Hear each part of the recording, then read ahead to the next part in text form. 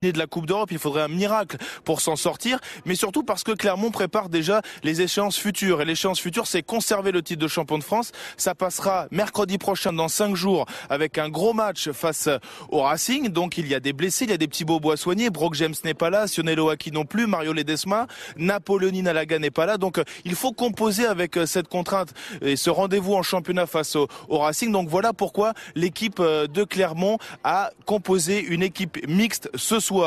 C'est un rendez-vous capital face au Racing, mais c'est un rendez-vous capital également ce soir face aux Saracens. Les Saracens sont éliminés. Les Saracens n'ont pas encore gagné de match de Coupe d'Europe cette saison à domicile. Ils ont fait un gros coup au Racing, c'est vrai, mais ce soir, ils seront privés de Gavin Henson. On attendait beaucoup du 3/4 centre gallois, mais il est forfait. On surveillera en revanche David Strettle, l'international anglais, retenu par Martin Johnson dans la liste pour disputer le prochain tournoi des 6 nations. Donc les jeunes joueurs viendront ici pour prendre du plaisir. Le plaisir, il y en aura s'il y a du combat. Et ça, c'est certain qu'en Angleterre, par -5 au Vicarage Road des Saracens, du combat, il y en aura. Merci Bertrand, allez vous mettre au chaud. On rappelle que vous serez en compagnie du local de l'étape, Thomas Castagnède, pour commenter cette rencontre. Saracens-Clermont, match que vous pouvez également suivre en intégralité si vous le choisissez sur l'antenne de Rugby Plus.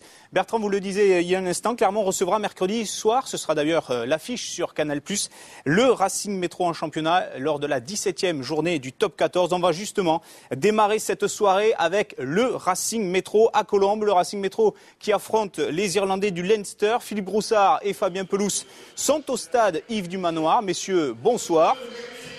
Bonsoir Philippe. Attention, danger pour les Racingmen car les Irlandais visent tout simplement un quart de finale à domicile.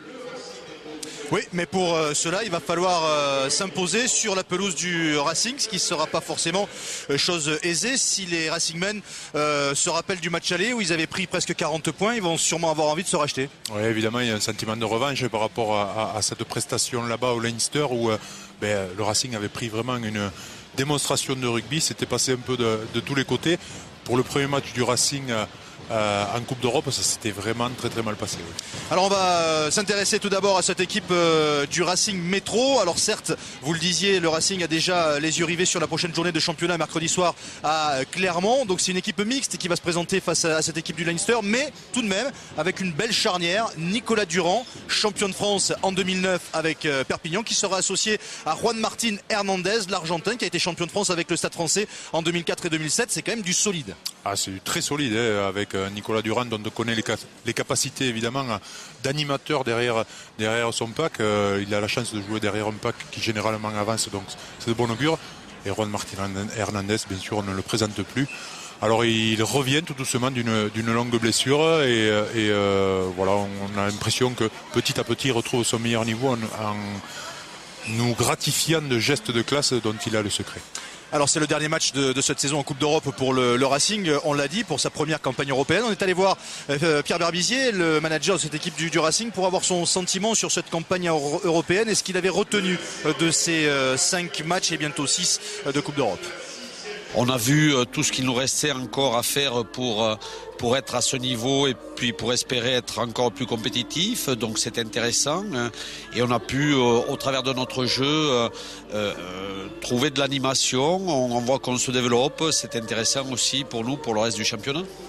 Oui, c'est l'occasion effectivement de se mettre au niveau. On va voir ensemble la composition de cette équipe du Racing, où il y a 2 joueurs qui seront titulaires et qui seront concernés par le prochain tournoi destination. Le tournoi qui approche à grands pas, c'est dans 15 jours. Ce sont 2 Italiens, Delapé et Masi. Du côté du Racing, on le sait, il y a 2 Français qui ont été appelés, Sébastien Chabal qui n'est pas dans le groupe et Lionel Nallet qui lui sera sur le banc des remplaçants. Voilà pour cette équipe du Racing un petit peu remaniée. On va s'intéresser à présent à l'équipe irlandaise du Leinster avec dans cette équipe une paire de centres de très très haut niveau. Gordon Darcy associé à Brian O'Driscoll, l'un à 52 sélections avec l'Irlande, l'autre à plus de 100 sélections avec l'Irlande. Ils ont plus de 70 matchs en Coupe d'Europe à leur expérience et c'est très très très fort.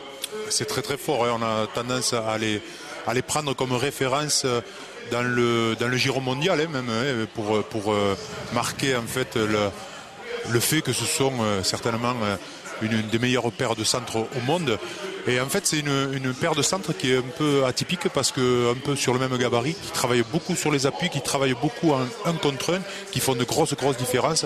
Et je pense que ce soir, sur ce match où il y a peu d'enjeux pour le Racing, peut-être que cette paire-là va faire des différences. Par rapport à peut-être le moindre investissement que va mettre le Racing en défense. Alors sachez que c'est la 32e fois en Coupe d'Europe que Darcy et O'Driscoll sont associés au centre. Ils sont à une longueur de la fameuse paire de centre toulousaine, Josion Fritz, qui eux en sont à 33 matchs ensemble associés au centre en Coupe d'Europe. Le Leinster, c'est peut-être l'équipe qui fait figure d'épouvantail dans cette Coupe d'Europe. On le sait, c'est très fort, notamment derrière. On va revoir d'ailleurs quelques images du dernier match du Leinster, c'était la semaine passée face au Saracens, match remporté à domicile 43-20 avec justement la laissée de Nassewa, l'illustration de ce jeu de 3 quarts. Voilà, et regardez bien le travail d'Odriscoll qui va fixer 3 défenseurs et qui, malgré le fait qu'il soit pris dans le plaquage, arrive à transmettre la balle pour Nassewa qui n'a plus qu'à aller aplatir un but.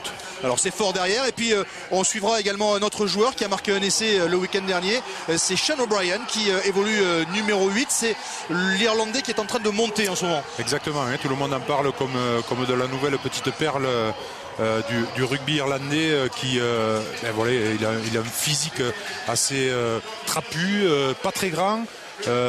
Mais qui a cette capacité aussi à déclencher très vite les actions, à partir très vite derrière sa mêlée et à apporter, comme sur l'essai qu'on vient de voir, toute sa vitesse et son sens du placement pour aller conclure les actions. Alors on est allé voir le manager de cette équipe du Leinster, Joe Schmidt, qui est l'ancien assistant de Vern Cotter à Clermont, pour avoir son sentiment avant cette rencontre. La question c'est qu'est-ce qu'il craint de cette équipe du Racing? La qualité, pas tout.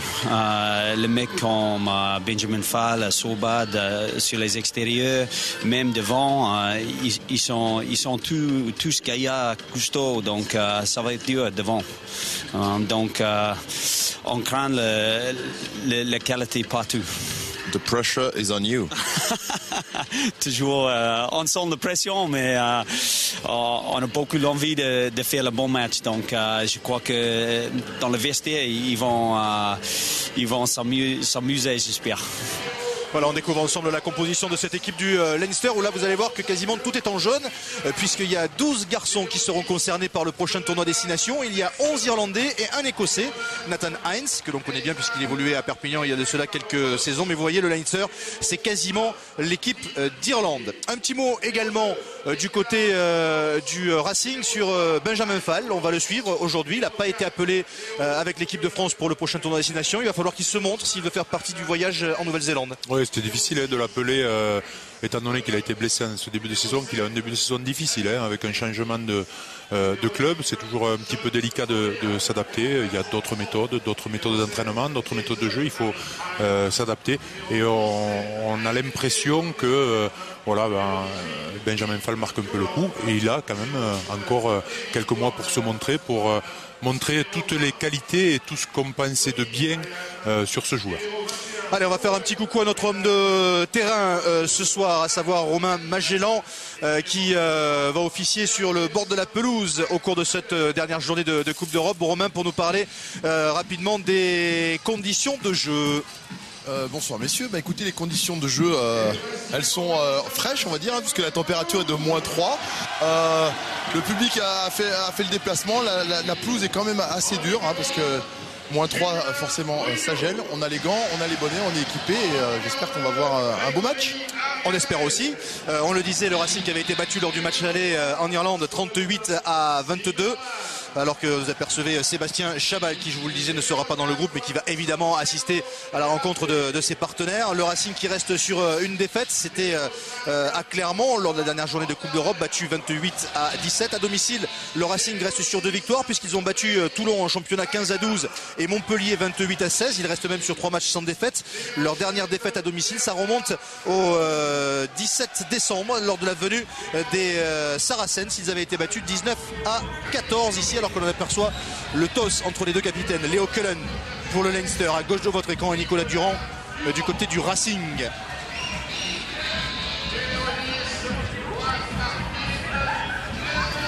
Et c'est Nicolas Durand qui a gagné le toss visiblement pour attaquer cette rencontre face au Leinster. Le Leinster qui doit absolument s'imposer pour assurer un quart de finale à domicile.